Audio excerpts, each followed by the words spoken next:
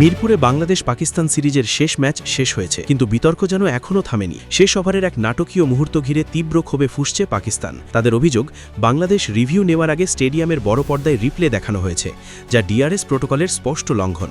তাই ম্যাচ শেষে সরাসরি ম্যাচ রেফারির কাছে অভিযোগও করেছে পাকিস্তান। প্রশ্ন উঠেছে আম্পায়ারের সিদ্ধান্ত নিয়েও। তাহলে ঠিক কী ঘটেছিল সেই শেষ ওভারে, আর কেন এত বড় বিতর্ক তৈরি হলো? চলুন পুরো ঘটনাটার ধাপে ধাপে জেনে নেওয়া যাক। মিরপুরের শেরেবাংলা ন্যাশনাল ক্রিকেট স্টেডিয়ামে অনুষ্ঠিত বাংলাদেশ ও পাকিস্তানের সিরিজ নির্ধারণী তৃতীয় ওয়ানডে ম্যাচ ছিল রোমাঞ্চে ভরা। তবে ম্যাচ শেষ হবার পর শুরু হয়েছে নতুন বিতর্ক।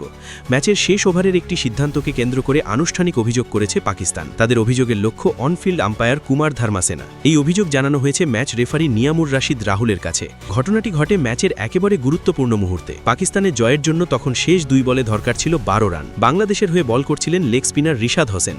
তিনি লেগ স্টাম্পের লাইনে একটি বল করেন, যা ঘুরে লেগ সাইড দিয়ে বেরিয়ে যায়।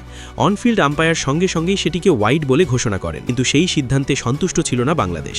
তারা মনে করেছিল বলটি ব্যাটে লেগে গেছে এবং তাই ওয়াইড হওয়ার প্রশ্নই ওঠে না। এরপর বাংলাদেশ রিভিউ নেওয়ার সিদ্ধান্ত নেয়। এখানেই আপত্তি তোলে পাকিস্তান। তাদের দাবি, রিভিউ নেওয়ার আগে স্টেডিয়ামের বড় স্ক্রিনে বলটির রিপ্লে দেখানো হয়েছিল। সেই রিপ্লে দেখে বাংলাদেশ রিভিউ নেওয়ার সিদ্ধান্ত নিতে পারে।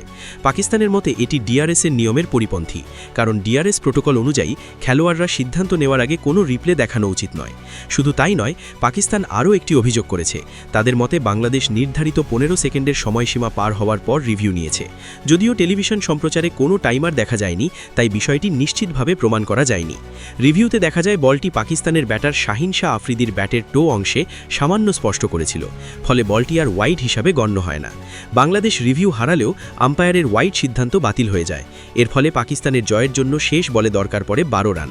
শেষ ডেলিভারিকে বড় শট খেলার চেষ্টা করেন আফ্রিদি, কিন্তু ব্যাট মিস করে তিনি স্টাম্পড হয়ে যান। এর মধ্য দিয়েই 11 রানের নাটকীয় জয় পায় বাংলাদেশ। একই সঙ্গে 2-1 ব্যবধানে সিরিজও নিজেদের করে নেয় টাইগাররা। তবে ম্যাচ শেষ হলেও বিতর্ক যেন শেষ হয়নি। পাকিস্তানের অভিযোগ নিয়ে এখন সিদ্ধান্ত নেওয়ার দায়িত্ব ম্যাচ রেফারির। ক্রিকেট বিশ্ব এখন অপেক্ষা করছে এই বিতর্কিত মুহূর্ত নিয়ে শেষ পর্যন্ত কী সিদ্ধান্ত আসে এবং ডিআরএস প্রোটোকল নিয়ে নতুন কোনো আলোচনা শুরু হয় কিনা।